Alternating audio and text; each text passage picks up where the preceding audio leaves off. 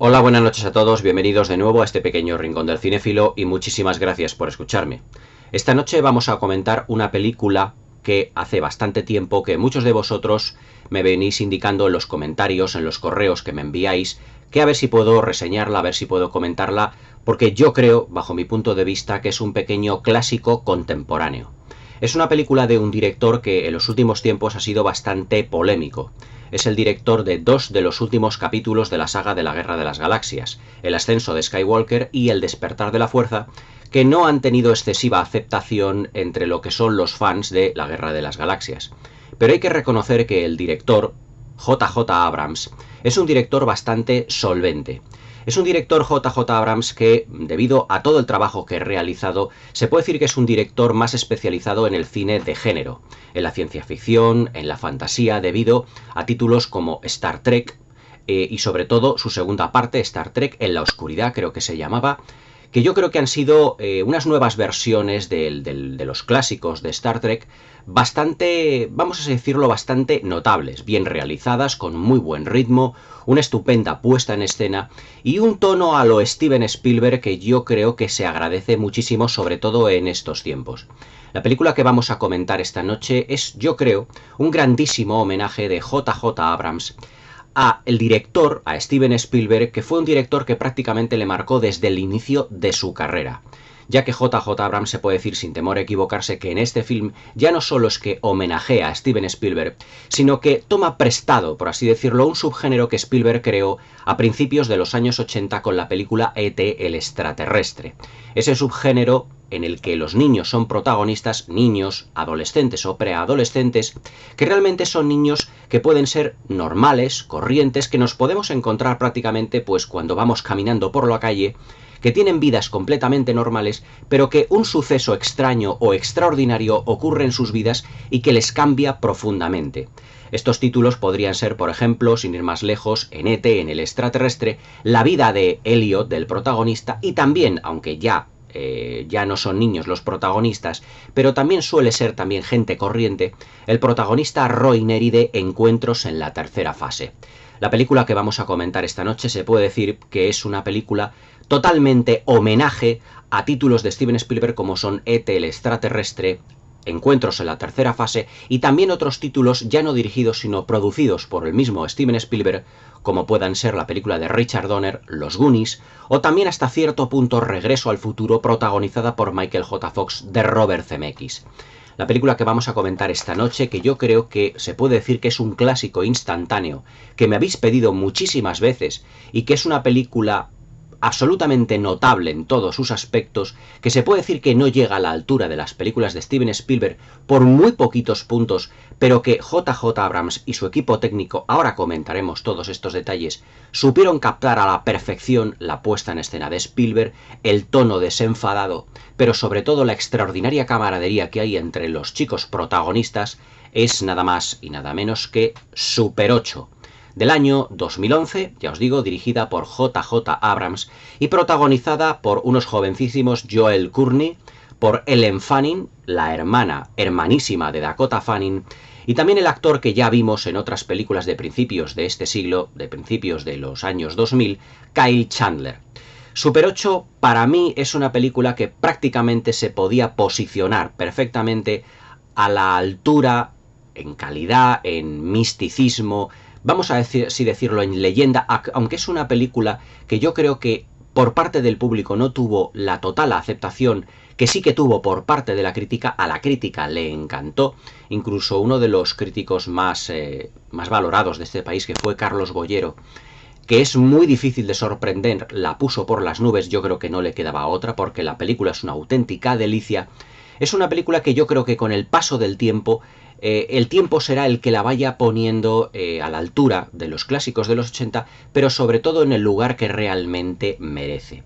Es una película que nos recuerda enteramente a los films de los años 80 y sobre todo a aquellas películas en las que Steven Spielberg, que dio, digamos, el pistoletazo de salida a este tipo de producciones, nos recuerda a títulos como, ya os digo, como E.T. el extraterrestre, como Encuentros en la tercera fase, como Cuenta conmigo de Rob Reiner, por la camaradería que hay entre todos los chicos protagonistas de la película.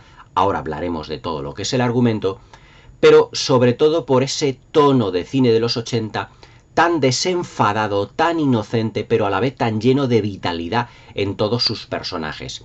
Pero lo que hace especial a este tipo de películas, como os he indicado anteriormente, es que nos presentan los directores, los guionistas, una historia de chicos que no tienen nada de extraordinario. Es decir, son chicos normales y corrientes con problemas absolutamente reales que les condicionan en su día a día, pero que hay un suceso extraordinario dentro de su vida que les va a cambiar por completo su psicología, su manera de ver la vida y evidentemente su vida a partir de ese momento.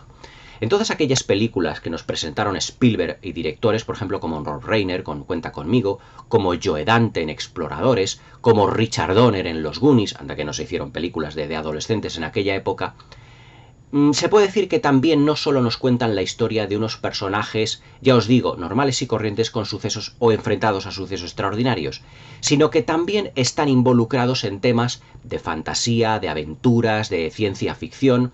Acordaos, por ejemplo, que en Exploradores era un grupo de chicos en el que uno de ellos era muy inteligente y crea como una especie de cápsula para poder ir al espacio, relacionarse incluso con los extraterrestres, todo ello de una manera muy fantástica. En los Goonies teníamos esa aventura en la que los chicos seguían un mapa de un tesoro para encontrarlo pues prácticamente como en el subsuelo de todo su pueblo, encontrándose con villanos, con barcos piratas, con todo lleno de unas aventuras absolutamente maravillosas. O en Cuenta conmigo de Rob Reiner, que no es una aventura ni de fantasía ni de ciencia ficción, pero sí que es una aventura en el que los niños se van a conocer ya no solo mucho más entre ellos, sino al yo que tienen cada uno de ellos en su interior. Es una aventura, digamos, hacia el interior de cada uno de los protagonistas. Se puede decir sin temor a equivocarse que Super 8 engloba todos estos términos, porque nos encontramos con unos personajes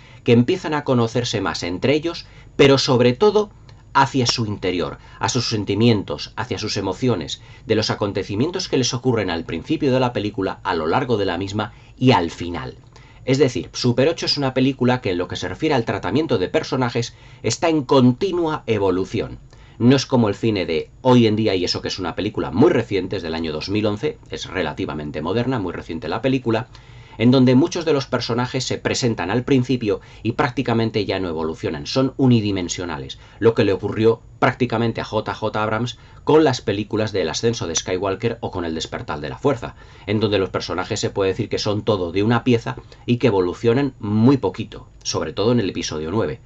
Pero aquí J.J. Abrams como director, como productor y como guionista se luce en una película en donde yo creo que tomó el control, las riendas de todo el producto y le salió una película prácticamente mágica de su corazón, en donde él dominaba el tema del Super 8 porque era un director que, al igual que Steven Spielberg o como directores más contemporáneos, como por ejemplo como Matt Reeves, el director de la última de Batman, se criaron o empezaron en el cine con cámaras de Super 8, con cámaras de 8 milímetros, filmando pequeñas películas domésticas.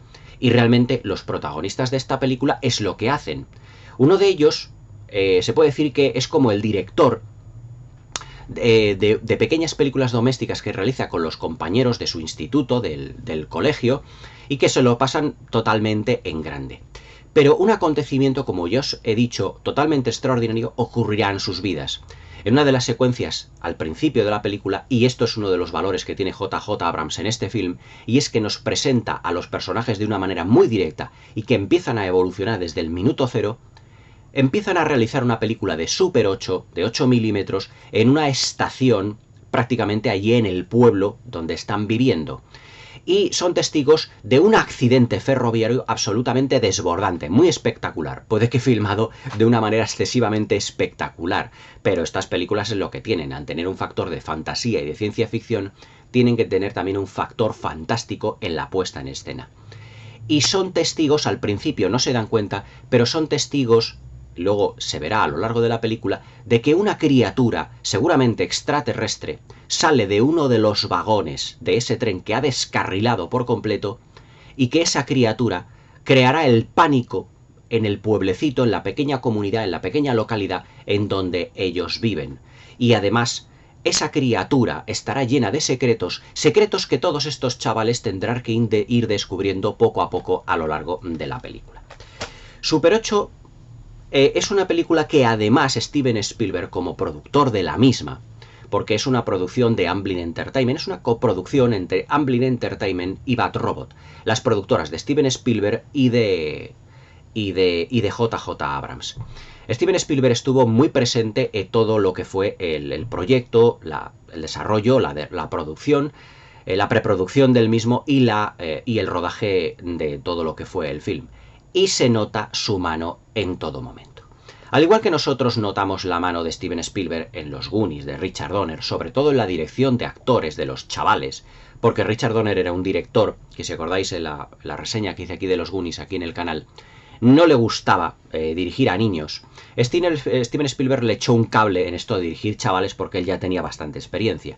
Y a J.J. Abrams se puede decir que le ocurrió lo mismo. Durante el rodaje de la misma película, él se llevó muy bien con todo el equipo, con los chavales, les llegó a coger mucho cariño, pero Steven Spielberg fue un director que estaba ahí como en la sombra.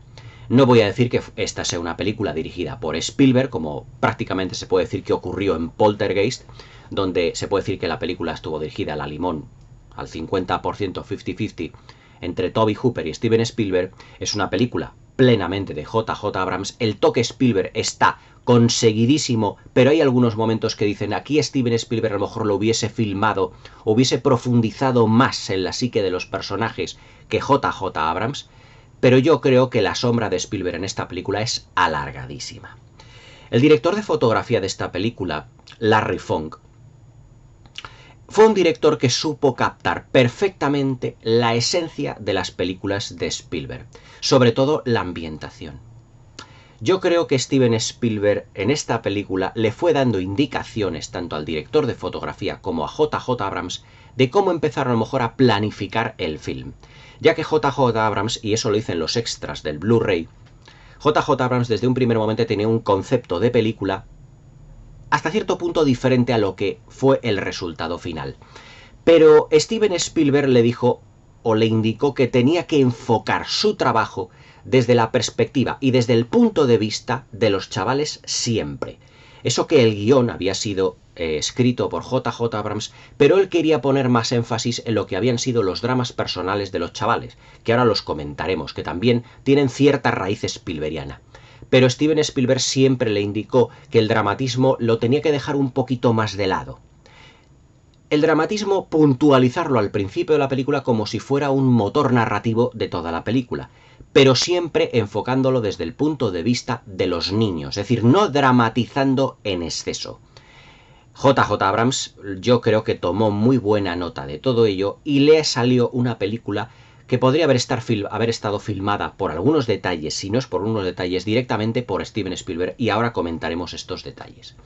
Desde un punto de vista argumental, vamos a seguir, como os he dicho anteriormente, la historia de unos chavales que viven en una pequeña localidad en Estados Unidos. El pueblo, realmente existe en la realidad, se llama Weirton, está en el estado de Virginia, y durante unos meses se convirtió o se trasladó prácticamente al año 1979, que es donde se desarrollan los acontecimientos. Hay que reconocer que la puesta en escena de J.J. Abrams y de Larry Fong, el director de fotografía en esta película, son admirables. Todo el trabajo de dirección artística, todo el trabajo de lo que son los movimientos de cámara, todo el trabajo de vestuario nos recuerda muchísimo a las películas de finales de los 70 y sobre todo de principios de los 80. Entre el 79, 83, 84, 85, cuando tuvieron lugar todas estas películas que se filmaron de los adolescentes, pasan muy poquitos años. Y lo que es la puesta en escena prácticamente se puede decir que no varía. Es decir, en lo que refiere a la planificación, en lo que se refiere al vestuario, en lo que se refiere a la dirección artística, todo eso es muy parecido a las películas de los 80. Se puede decir que J.J. Abrams se empapó muchísimo de este tipo de películas, películas con las que él había crecido, porque J.J. Abrams es muy joven, tiene que tener como 50 y pocos años, es un director que se puede decir que tiene poquitos años más que yo y que también de niño pues se crió viendo todos estos films y prácticamente en lo que es la consecución, en lo que es la ejecución de sus películas, le marcó para siempre. Si nosotros en aquellas películas de los 80, interpretadas o protagonizadas por niños, Lo que veíamos era la interrelación de todos ellos y siempre lo que eran sus problemas, sus expresiones, sus modos de reaccionar. Aquí lo vamos a tener. O sea, Super 8 es una película que prácticamente, y sin prácticamente, calca totalmente todo lo que eran aquellas películas que tanto nos gustaron en la década de los 80. Y sobre todo eran películas donde al director y a los guionistas les importaba la evolución de los personajes. Y perdonad que sea tan insistente y subraye este tema. Pero es que muchas de las películas que se han hecho hoy en día y que presumían de ser como las de los 80, precisamente la gran carencia que tenían era en la ejecución de los personajes y verles desde el punto de vista de cómo se comportaban las personas y los chavales en los años 80. En las películas de ahora, que dicen que se parecen o que son iguales a las de los 80, los chavales se comportan como chavales del siglo XXI. Y eso es un error. Y eso ya os lo he dicho yo en muchísimas reseñas de películas que he comentado aquí. Es decir, para que la película sea creíble, los chavales o los protagonistas tienen que comportarse como en la época en la que se desarrollan los acontecimientos y no por un factor comercial intentar que los personajes se comporten como los del siglo XXI para que se identifiquen con los personajes o mejor dicho con el público del siglo XXI. Eso es un auténtico error. Desde un punto de vista nostálgico, Super 8 triunfa porque los niños se comportan como en los años 80. Es decir, los niños estaban más cargados en aquella época, por así decirlo, de vitalidad, de inocencia en muchos aspectos. Y yo creo que realmente JJ Abrams llega al cenit de lo que es su carrera con esta película porque supo captar perfectamente esa esencia. Pero yo creo que ahí la mano de Steven Spielberg tuvo mucho que decir. JJ Abrams, también como os he indicado al principio del vídeo, era un director que empezó filmando también películas en Super 8. Por lo tanto, para él, filmar una película de este estilo, pues realmente era como un sueño hecho realidad. Y le salió muy bien, ¿por qué? Porque perfectamente sabía cómo captar la esencia de esos chavales filmando en Super 8, porque él, de niño, fue uno de esos chavales también que filmaba también con cámaras Super 8, al igual que, ya os digo, Matt Reeves, al igual que el mismo Steven Spielberg.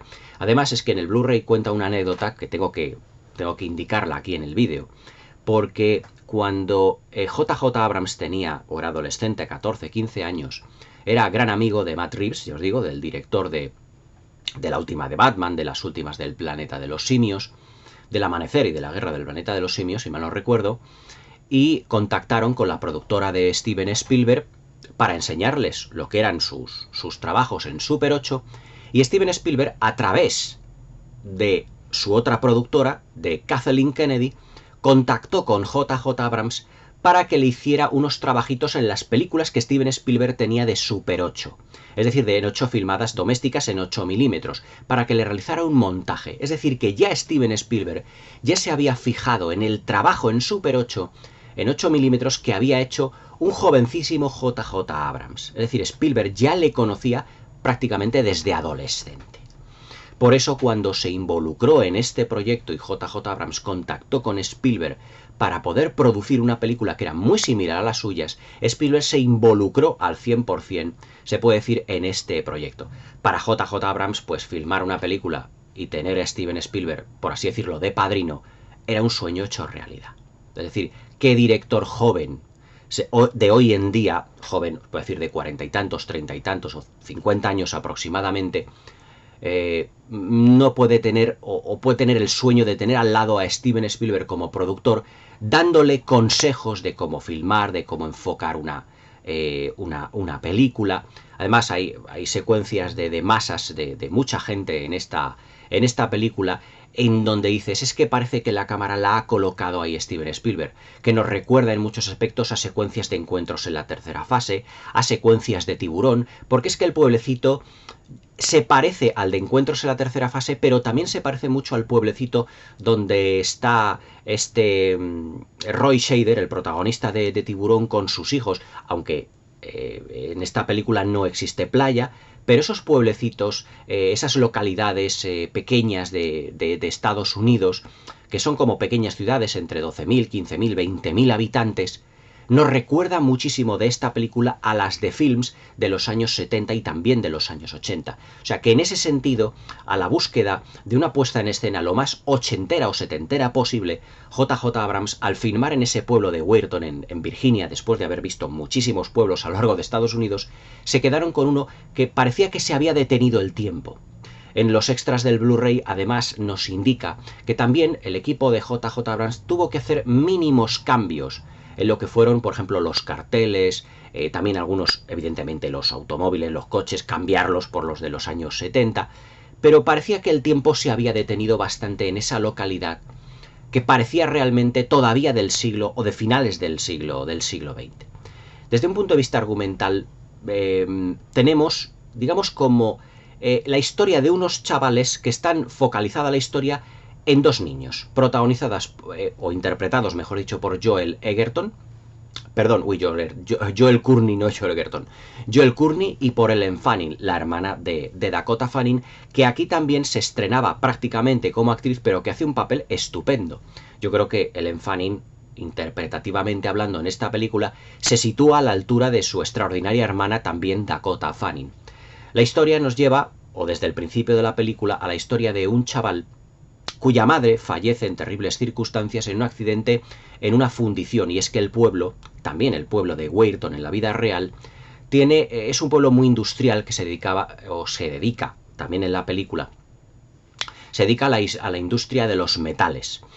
Y este pueblecito, pues bueno, pues en este pueblecito la chica del protagonista, mejor dicho, la madre del protagonista, fallece en un accidente en esta fábrica. Y claro, pues desde el principio es un drama que ya va a marcar al protagonista llamado Joe, interpretado por el actor jovencísimo en ese momento, Joel Courtney. Entonces este chico pues no es que se suma en una terrible depresión, pero no termina de encajar tampoco con el padre, que es uno de los policías, o el jefe de policía del pueblo. No es el sheriff, pero es uno de los policías de allí. Y bueno, el padre pues está patrullando prácticamente todo el día y el chico se encuentra muy solo. De esta manera el chico pues va a empezar a mirar dentro de sí mismo y constantemente va a tener presente a la madre. Es decir, la película ya empieza, si os dais cuenta, con una premisa muy parecida a la de E.T. Elliot tiene madre, interpretada en ese momento por Dee Wallace en la película del 82, pero está divorciada del padre. Es decir, uno de los pilares de su familia, en esta película en Super 8, la madre, en E.T. era el padre, ya le falta al chico. Y el chico, por así decirlo, como en E.T.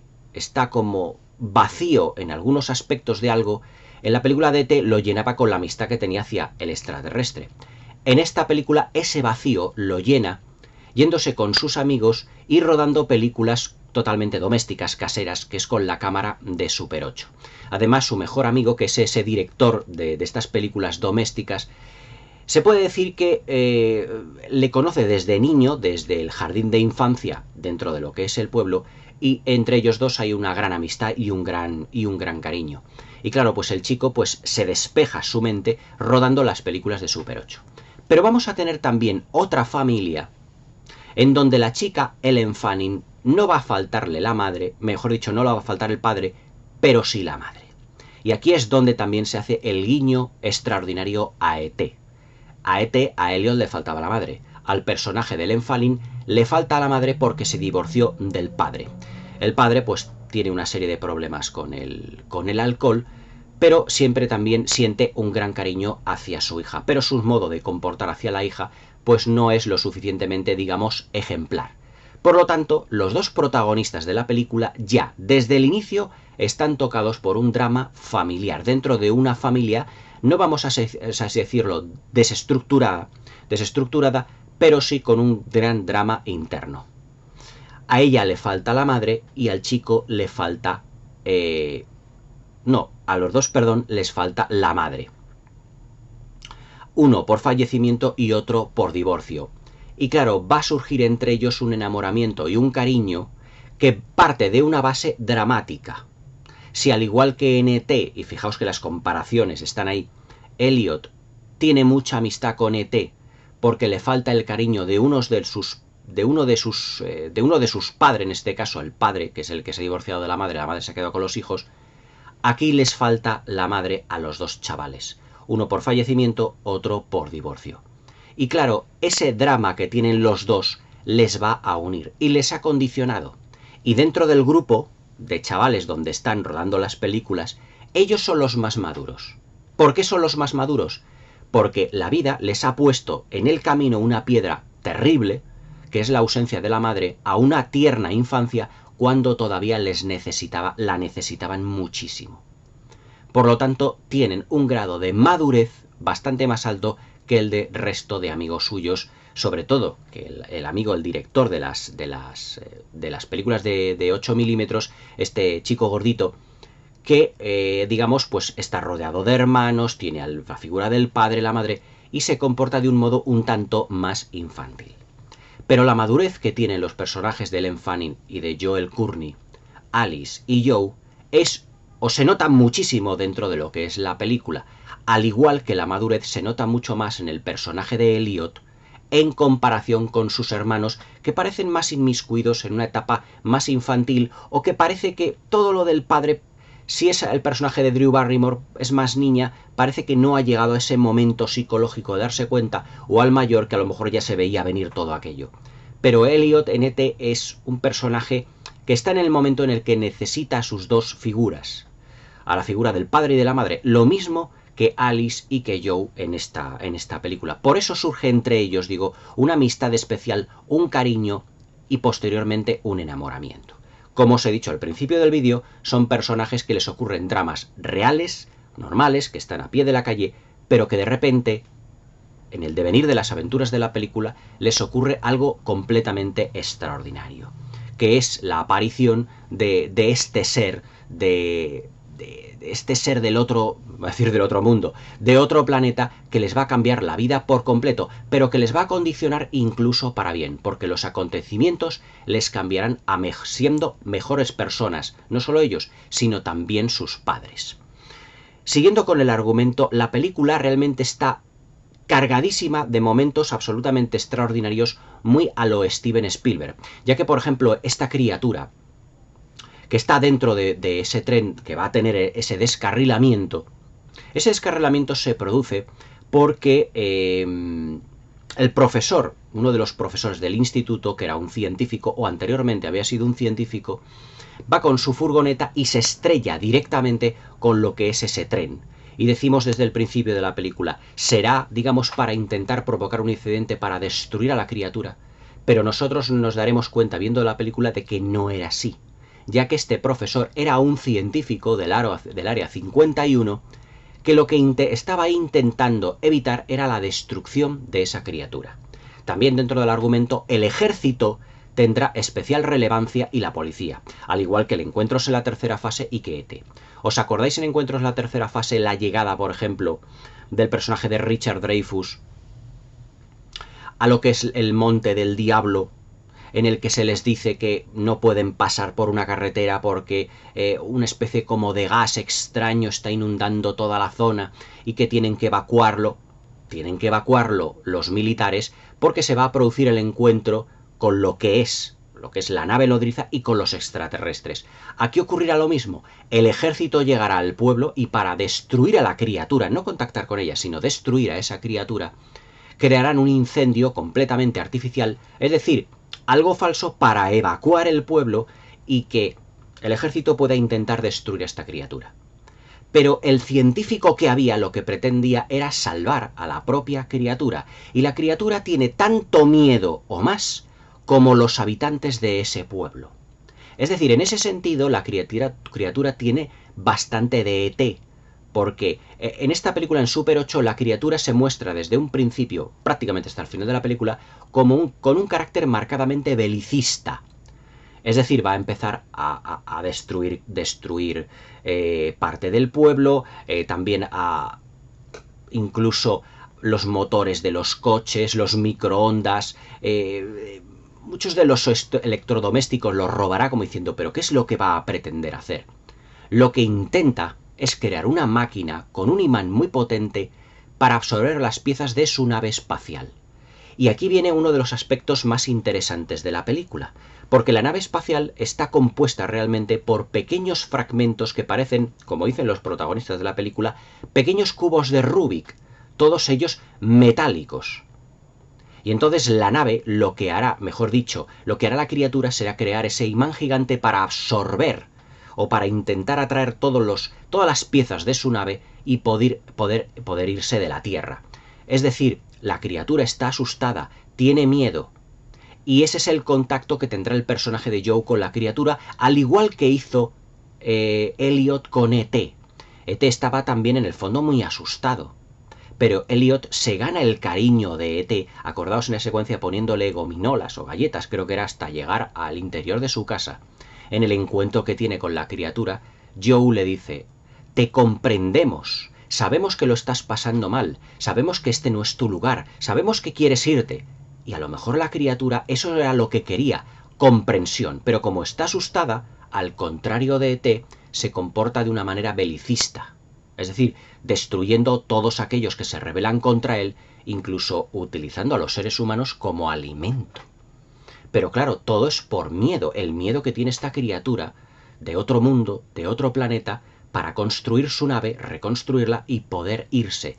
Porque según el científico o los planos e información que tiene este científico, que ya los chavales intentarán hacerse como puedan con todo ello entrando en el instituto, en una serie de aventuras muy al estilo Spielberg, a lo estilo Goonies, llegarán a la conclusión de que esa criatura quiere irse y que no es realmente bélica por sí misma.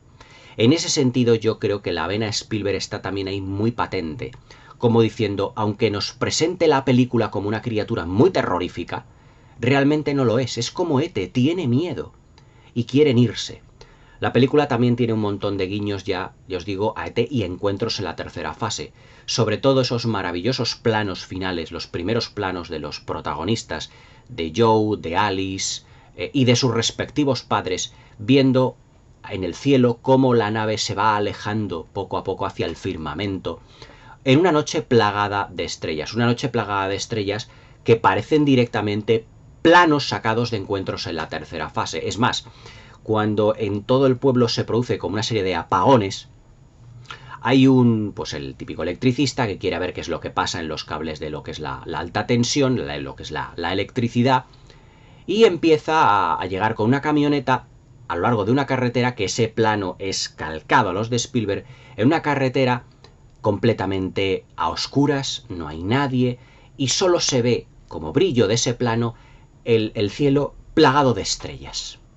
¿No recuerda, por ejemplo, a cuando Roy Neri, a Richard Dreyfuss, va en encuentros en la tercera fase también con su furgoneta por todo lo que es la carretera, que está completamente también a oscuras, y se para delante de lo que es el paso a nivel de ese tren, donde hay un tren también que es precisamente el tren que descarrila en Super 8?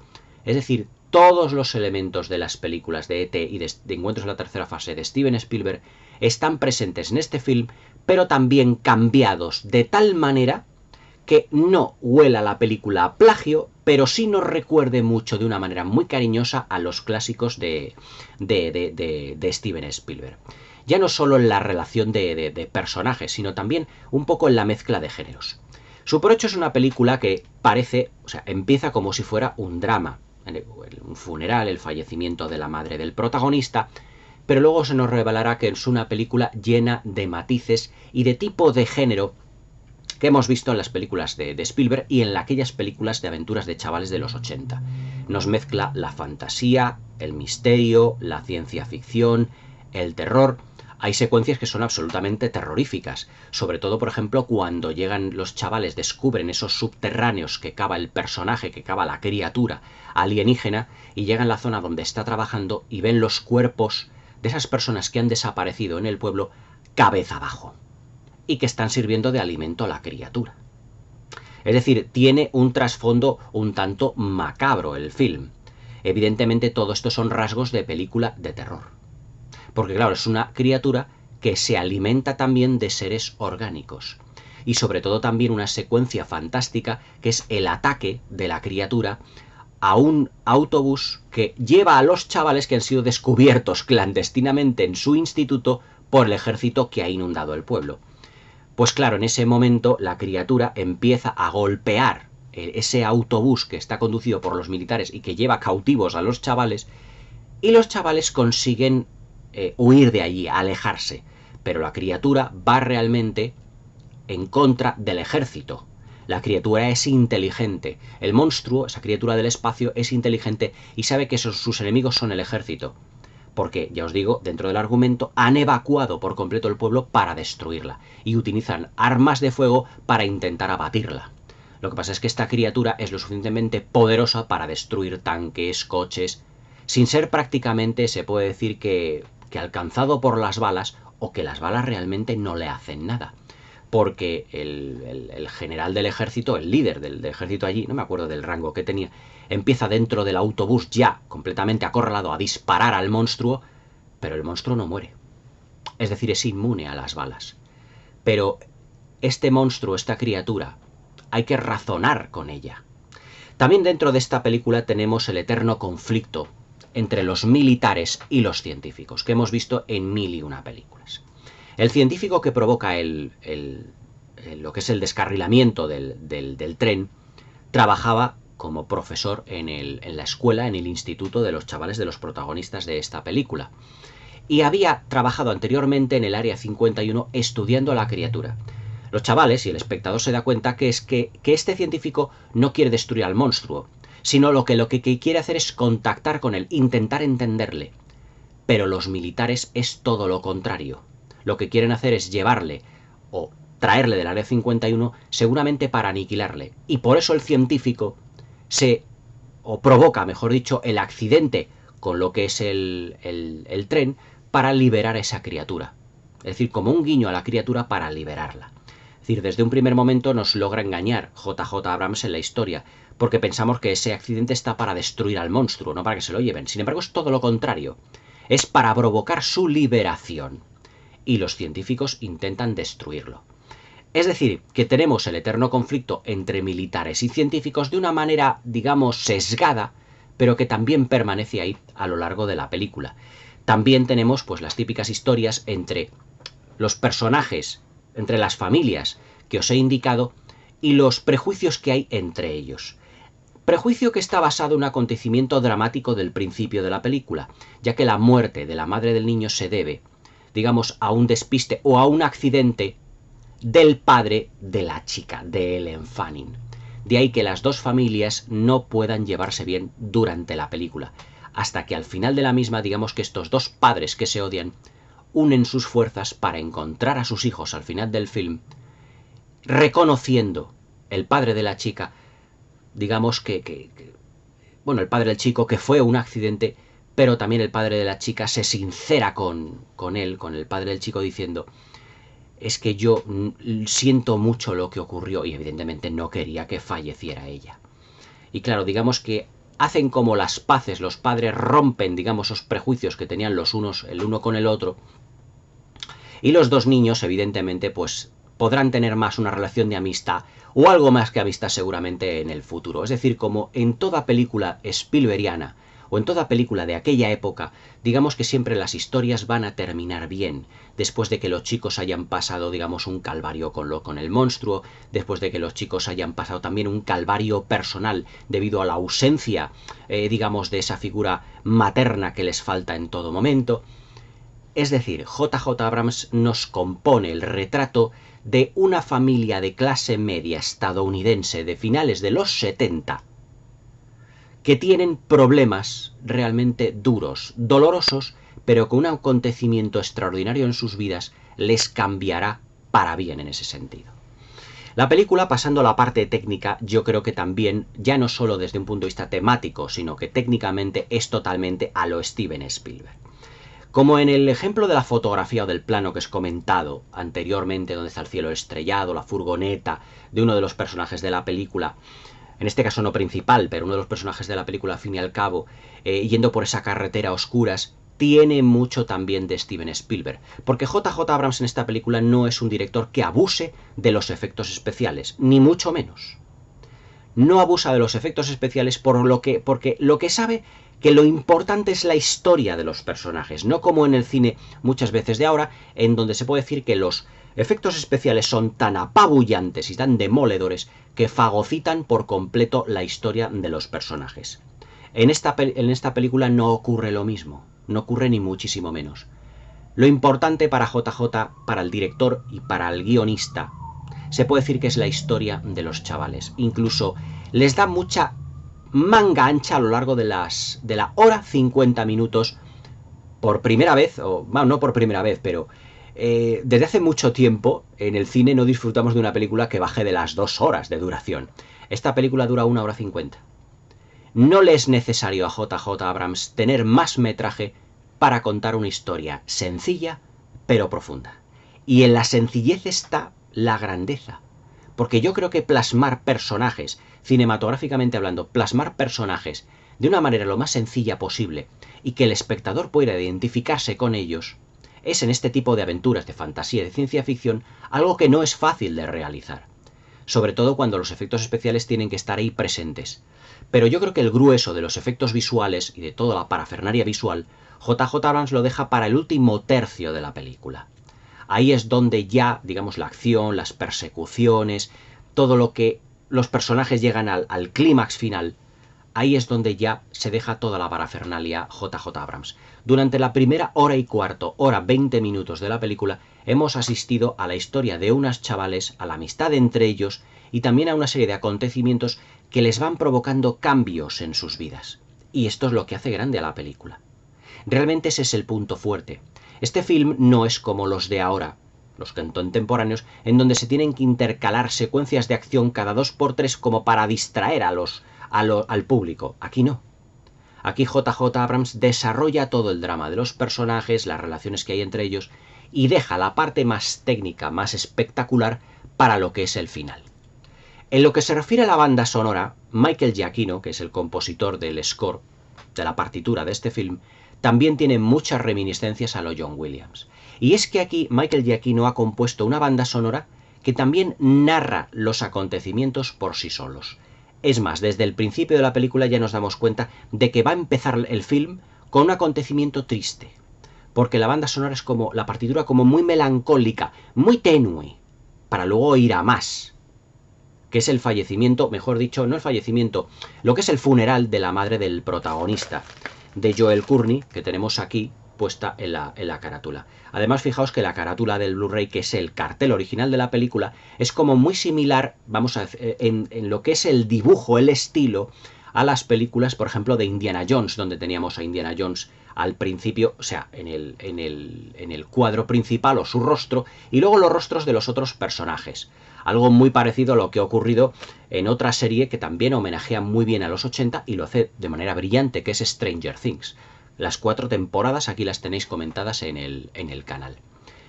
El score de Michael Giacchino es muy similar al de John Williams, ya os digo, porque incluso la banda sonora es perfectamente identificable por sus acordes.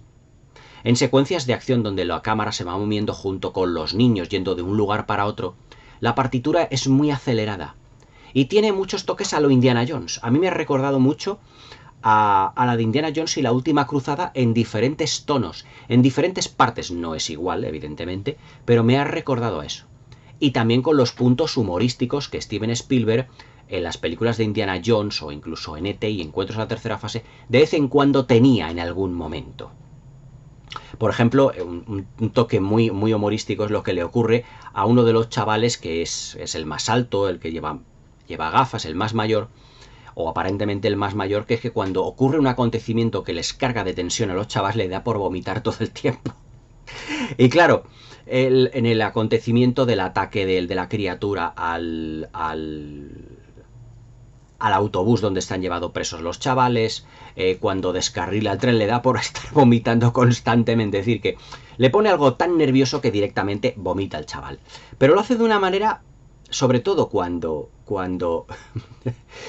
están en el autobús que van presos presos, capturados por los militares porque han sido descubiertos en el instituto y tenía que estar la ciudad, el pueblo completamente evacuado, que empieza la criatura a golpear constantemente el autobús y todos los chavales empiezan a decir, Dios mío, es él, Dios mío, y él, no en un primer plano, pero al lado de los chavales diciendo, Dios mío, no se salta diciendo, sino directamente, vomita. Es como si ocurre algo en mi vida, la reacción es vomitar. Pero lo hace de una manera que no produzca asco ni repulsión, sino que lo hace de una manera humorística.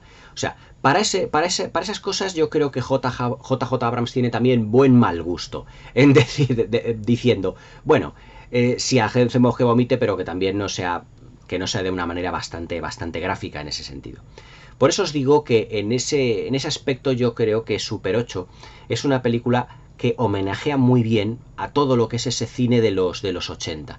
Los chavales, los acontecimientos se los toma de una manera extraordinaria, pero también tiene puntos en donde dices, aquí la inocencia se nota bastante en todo lo que es el desarrollo de los personajes, de cómo funciona, de cómo interpretan, de cómo enfocan las historias, sobre todo esa inocencia cuando el líder del grupito, el que hace el director, el más rellenito de todos ellos, empieza a decirle a Joel Courtney, dice, es que me estás jorobando mucho la producción, pero no por esto, sino porque a mí me gustaba Alice.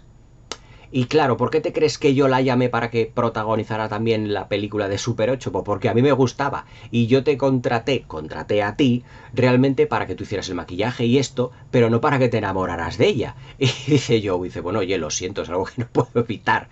Y dice el otro, bueno, pues nada, pues ¿qué le vamos a hacer? O sea, tienen reacciones de niños. O sea, esta es una película en donde son chavales enfrentándose a situaciones de adultos y en muchos aspectos Joe y Alice se comportan como adultos, ya os he dicho anteriormente que debido a todos estos acontecimientos maduran antes que el resto, pero siguen teniendo ese trasfondo de niños.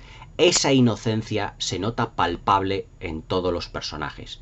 Por ejemplo, en el chico también que le gusta mucho jugar con bengalas, con petardos.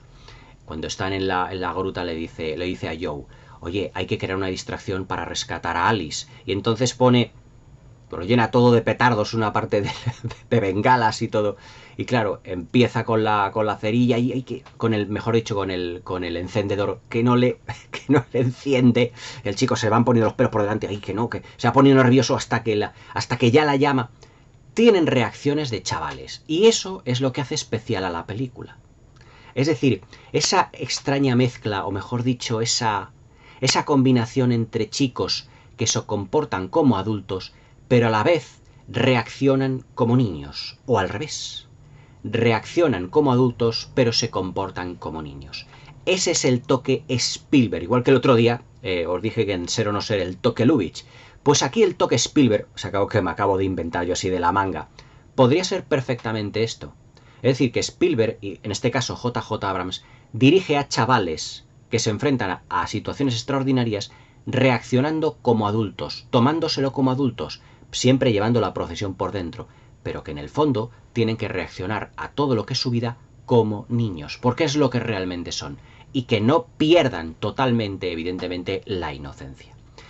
Al final del rodaje a todos los chavales les regalaron las bicicletas que llevan en la película, lo cual para ellos fue, pues fijaos, ay, me han regalado una bici, no sé qué, pero hay un aspecto en el Blu-ray que me choca mucho, y es que claro, la película está filmada en 2011 y los chavales pues tendrían 12, 13 años, ya nacieron en el 99, 2000 o 90 y tantos.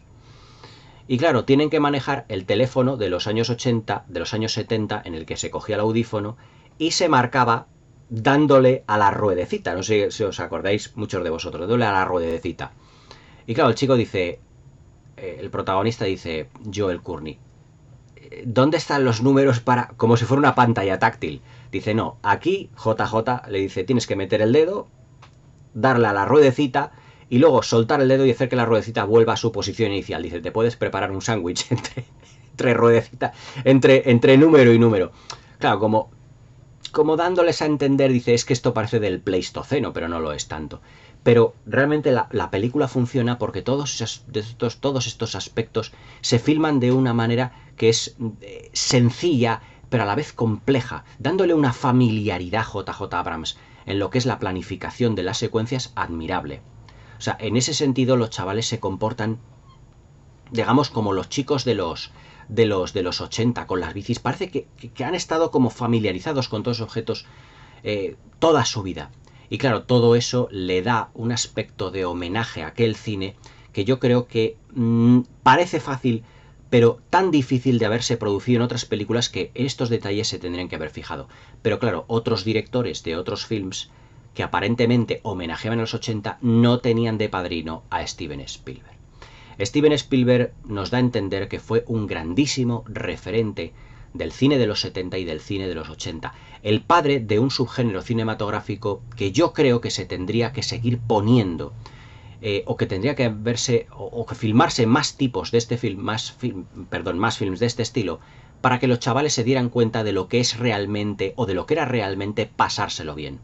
En vez de estar pegados hoy en día a la pantalla de un teléfono viendo, como en muchos aspectos ocurre, cine X, qué bonito sería si los chavales se dedicaran a vivir aventuras con sus bicicletas y a interrelacionarse entre ellos, en una época en la que no había ni teléfonos móviles y absolutamente nada de todo lo que hay ahora, pero que sin existir tecnología, la gente se relacionaba muchísimo más. Hoy hay mucha más tecnología, pero esa tecnología también hace que estemos más solitarios y que nos metamos más dentro de nosotros mismos. Yo creo que JJ Abrams y Steven Spielberg filmaron o han filmado con Super 8 un clásico instantáneo que no solo homenajea a aquel cine de los 80, sino que le da un nuevo tono, un nuevo brillo. La fotografía, que es en comparación con las de las películas, como la última que vi en el cine, la Nosferatu, es una película de cine fantástico que tiene ribetes de terror, pero qué bien se ve, la textura que tienen los personajes, el volumen que tiene y sobre todo la profundidad que tiene la fotografía en todo momento. Cómo JJ Abrams sabe filmar las escenas de masas, de gente, de un lado para otro. Las escenas de cuando están, por ejemplo, en la estación, que está en el pueblo evacuado, nos recuerda Encuentros en la tercera fase, a Tiburón y a todos aquellos films de Steven Spielberg ya hoy en día inolvidables, pero que parece que en estilo han caído ya tan en desuso. Pero la verdad es que Super 8 ya no es que solo sea un maravilloso homenaje a ese estilo de cine, es la recuperación de ese estilo de cine que yo creo que tendría que darse más a día de hoy, para que los niños, los chavales se dieran cuenta realmente de todo lo que se están perdiendo muchas veces al tener aventuras con amigos, de ir un sitio a otro, pero sobre todo tomando las riendas de su vida, dejándose de pantallas y sobre todo el mensaje que nos da de decir vivir la vida. La inocencia, es importante la inocencia, es importante la vitalidad, es importante vivir el momento. Y los personajes de Joe y de Alice, pese a estar marcados ya de por vida por un acontecimiento trágico, no renuncian a su inocencia, no renuncian a ser niños, no renuncian a comportarse como tales. Y todas las reacciones que tienen, sus miradas, sus sonrisas entre ellos, la extraordinaria dirección de actores que tiene JJ Abrams con los chavales en esta película, que no descarto que también Steven Spielberg estuviese ahí de por medio, hace de esta película una película inolvidable a nivel de homenaje. Super 8 es para mí, y seguramente para mucha gente, un clásico ya instantáneo, una pequeña joya de principios de los 2000, 2011, ya estamos en la segunda década de los 2000, pero un extraordinario homenaje a clásicos de hace ya 30 y 40 años, que yo creo que hoy en día tendríamos que poner todavía sobre la mesa, y dentro de poco, a día de hoy, 2025, ya películas de hace más de 40, 45 años. Se dice poco, se dice, fijaos ya, claro, yo tengo 40 y ya voy a cumplir dentro de nada 47, pero estas películas yo creo que tenían que ponerse más de moda otra vez, y sobre todo recuperar un estilo de rodar que yo creo que se va perdiendo. Se va sustituyendo por otro estilo, digamos, más fanservice, pero el fanservice no es realmente bueno. Esta película no tiene nada de fanservice. Esta película es un extraordinario homenaje a un tipo de cine que tendría que recuperarse. No fue excesivamente bien recibida por el público. Y una anécdota antes de terminar el vídeo. Cuando yo compré este Blu-ray en el año 2012 o 2011, ya no recuerdo el mismo año, salió a meses posteriores, unos chavales que estaban a mi lado, que también estaban cogiendo la película, uno de ellos para comprársela, el otro le dijo, no te la compres porque no es una buena película, es un truño. Y yo le dije, esta película tiene la magia que seguramente no veréis en las películas de ahora. Y el que iba a comprar la película dijo, pues mire, me la llevo. Muchas gracias por la recomendación, me la llevo, haciendo caso omiso de lo que le había dicho su amigo. Pero es triste que los chavales de hoy no puedan ver realmente la vitalidad que encierra un determinado comportamiento que era el de los chavales del cine de los 80, absolutos protagonistas de un subgénero ya completamente inolvidable. Una pequeña joya y una pequeña obra maestra del cine de hoy, Super 8. Espero que os haya gustado el vídeo, que le deis un like, que os suscribáis al canal y que le deis a la campanita para que no os perdáis ninguno de mis nuevos vídeos. Espero que tengáis una muy buena velada y hasta mañana.